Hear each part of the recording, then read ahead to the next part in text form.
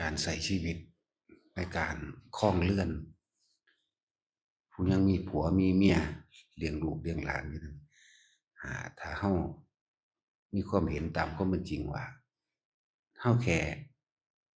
ทำมาหากินเลี้ยงลูกเลี้ยงหลานในครอบครัวแค่ว่าเฮาบ่ไปหาลักหาปล้นหาจี้บังคับข่มเหงเฮาบ่ไปขี้ตั๋วโกหกให้ผู้ใดผู้หนึ่งเสียชีวิตและทรัพย์สินบ่กินเหล้าเมายาบ่ติดยาการใช้ชีวิตเพียงแค่นี้ก็อยู่สบายแล้วเดะบ่ต้องไปดิ้นรนถึงขั้นกับว่าต้องหยิบยืมต้องเฮ็ดให้มันเกินสิ่งที่ตัวเองมีหมายถึงสมบัติสิ่งตัวเองมีแต่เฮาเข้าใจความจริงอันหนึ่งว่า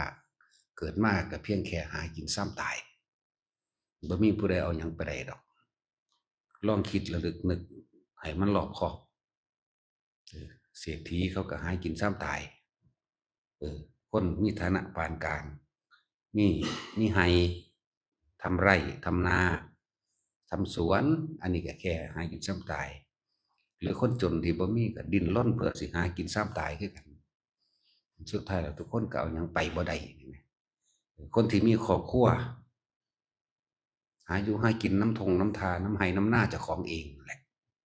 หรือน้ำห้วยน้ำหนองอันเป็นสาธารณะหากินไปเพียงแต่ว่าเฮาบ่เบียดเบียนบุคคลเหมือนกันนี่คือชีวิตพื้นฐานความจำเป็นพื้นฐานในการใช้ชีวิตครองเรือนฆราวาสพวกบ่ได้บวชพวกยังมีผัวมีเมียอยู่เลี้ยงลูกเลี้ยงเต้าไปแค่นั้นแหละชีวิตก็อยู่สบายปลอดภัยดีเลยเขาบ่ไปลักบ่ไปปล้นไปกี้ไปฆ่าติดยาเสพติดขี่เหล้าเมายาไปขี่ตัวโกหกให้ผู้อื่นเสียชีวิตและทรัพย์สินชีวิตพื้นฐานของการครองฆราวาสก็มีความสุขดีแล้วล่ะเฮาสิบ่ไปกังวลว่าเฮาบ่ได้ไปตีไปฆ่าคนนั้นคนนี้เฮาบ่ได้ไปลักสิ่งลักของเขาเฮาบ่ได้กังวลหยังสติเฮาก็มีดีอยู่คือเฮาบ่ติดยาบ่ติดเหล้า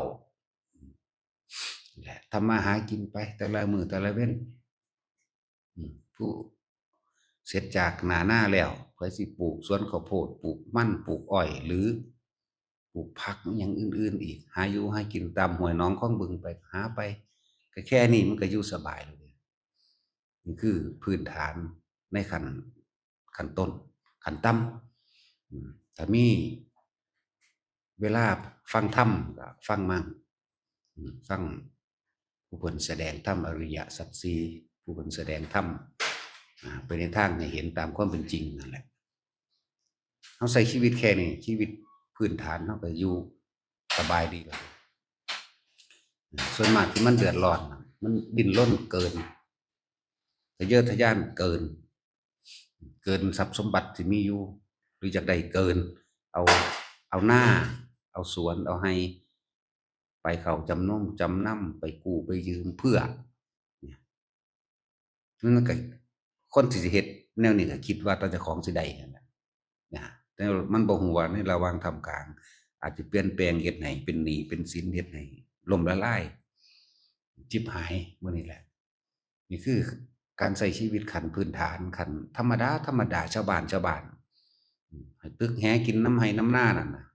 น้ำห้วยน้ำหนองน้ำคลองน้ำบึงว่าแต่บ่มีหนี้มีสินอิหยังสบายแล้วเด้อายุหากินไปแค่นั้นแหละปลูกบักหุ่งปลูกบักถั่วปลูกบักแตงปลูกข้าวโพดนั่นนี่เฮ็ดไปเสริมๆกันไปแค่เอาเท่าที่ทำได้อยู่ในบ้านตัวเองชีวิตครอบครัวก็อบอุ่นแล้ว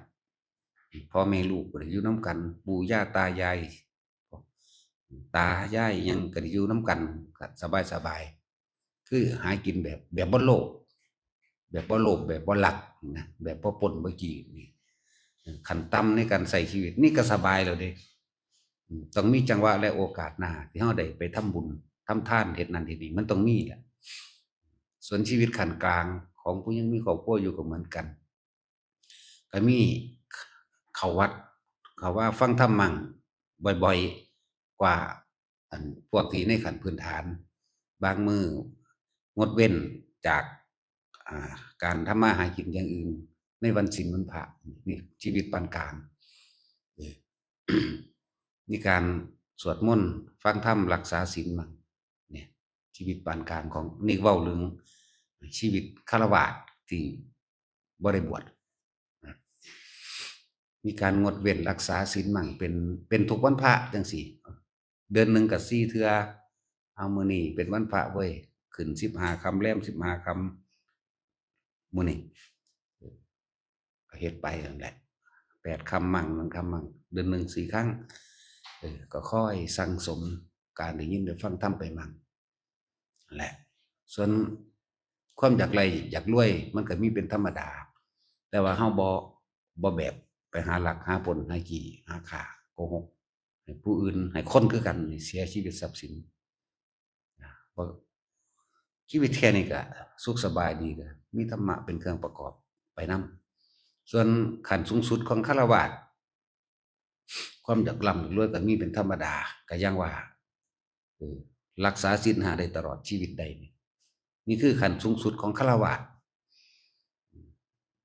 อันเรื่องไปลักไปปล้นไปจี้ไปประพฤติผิดอหยังต่างๆในผิดศีล5มันบ่มีอยู่แล้วล่ะ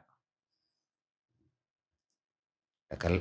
บัดนี้ผู้ผัวรักษาได้ในศีล5หรือผู้เมียรักษาได้ก็บ่ขัดบ่แย้งกันอยู่นำกันพวกนี้สิฟังธรรมฟังไปเรื่อยฟังไปเรื่อยสิมีเครื่องอยู่พวกนี้เครื่องอยู่ก็คือธรรมะนั่นแหละเป็นอาหารใจ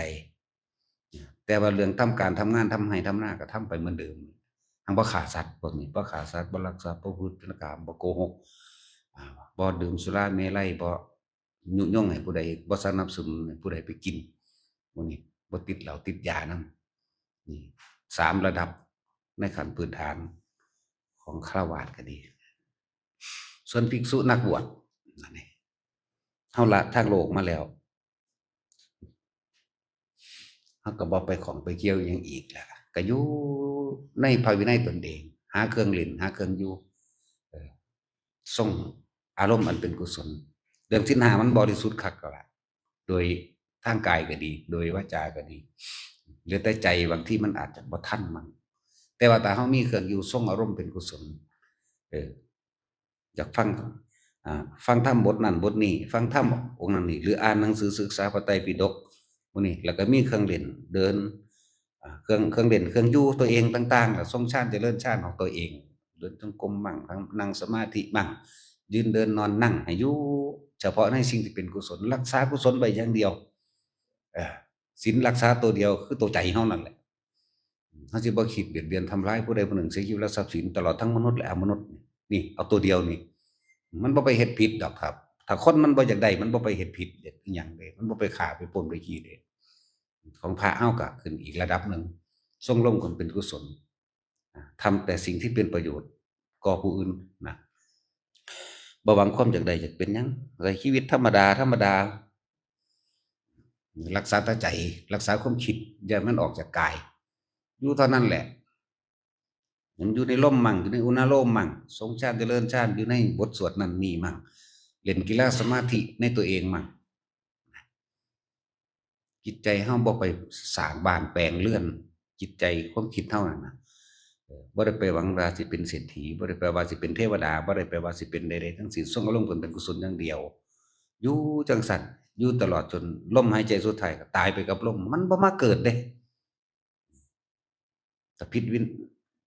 นัยมันก็บ่ผิดดอกก็คนมันบ่อยากได้หยังล่ะบ่มีผิดดอกบ่เจตนาอิหยังดอกก็ยังว่านี่ต้นแรกมาเลยนี่คือเฮารักษาว่าเราจะไม่คิดคำว่าคิดพี่เด้ทำร้ายเบียดเบียนให้ผู้ใดผู้หนึ่งเสียชีวิตและทรัพย์สินตลอดทั้งมนุษย์และอมนุษย์ยุงตัวหนึ่งต่างๆสัตว์ต่างๆที่เฮาหูเฮาเห็นเฮาบ่คิดว่ามันเป็นสัตว์ร้ายมันก็บ่ร้ายเดะล่ะขี้เข็บแม่งอดก็ดีงูบ่นี่เออเฮารู้จักโดยสัญญาหรือสัญชาตญาณอยู่แล้วล่ะเฮาก็หลีกเลี่ยงมันออกไปจังซี้แหมอยู่ความคิดบ่อยากฆ่านั่นมันก็เป็นศีลแล้วเด้ความคิดบ่อยากฆ่าบ่อยากปล้นบ่อยากอิหยังมันบ่มีอยู่แล้วล่ะแต่มันบ่อยากได้แหมอยู่ไปอันใดเป็นประโยชน์ก็เฮ็ดไปสิ่งที่ เน้นย้ำคือทรงอารมณ์เป็นกุศลนั่นแหละเฮาเฮ็ดตามคำสอนพระเจ้าโลดหน้าคิดถึงแต่สิ่งที่มันเป็นประโยชน์ต่อผู้อื่นคำว่าประโยชน์นี่ต้องบ่เป็นประโยชน์อันที่เป็นโทษต่อผู้อื่นนั่นแหละช่วยเหลือโจรอย่างนี้เฮาคิดว่าเฮาช่วยเหลือเป็นประโยชน์บ่อันนี้เฮาก็ต้องเบิ่งว่าคนบ่ควรช่วยเหลือให้คนไปลักของบ่ก็บ่แม่นเฮาบ่เฮ็ดอยู่แล้วล่ะเป็นประโยชน์โดยไม่มีโทษเข้ามาแอบแฝงโทษอันเป็นมิจฉาโทษอันเป็นทำเพื่อสิช่วยผู้หนึ่งแต่ให้ไปทำร้ายอีกผู้หนึ่งจังซี้นะบ่มีเนี่ยเฮ็ดไปเรื่อยของเฮาถึงเวลาเดินจงกรมก็เดินถึงเวลากวาดลาดก็กวาดเวลาทำความสะอาดวิหารศาลาก็ทำความไปสวดมนต์บทใดบ่ได้ก็ท่องไปเฮ็ดนั่นแหละเฮาทรงเฮาแซ่อยู่จังซี่มันสิไปไสวะถึงเวลาเข้าลมหายใจก็เข้าไปสงสารไปเฮ็ดไปความคิดเฮาบ่ชินในความไปปรุงแต่งอยากได้อยากดีอยากมีอยากเป็นอิหยังกลับเข้ามาลมเออนอนหลับในลมตื่นขึ้นกับลมเนี่ยในระหว่างนั้นก็ทรงอารมณ์เป็นกุศลมื้อนี้แหมเฮ็ดไปเรื่อยๆบัดสุดท้ายก็กลับเข้ามาสู่ลมหายใจมันบ่เกิดเดะมันบ่ได้ยากเลยความจริงมันยากเพราะว่าเฮาอยากเกินไปนะเอาล่ะพอ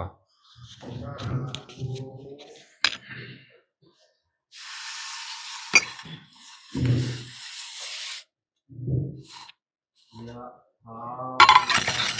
โอราปะเยติภาคะลัง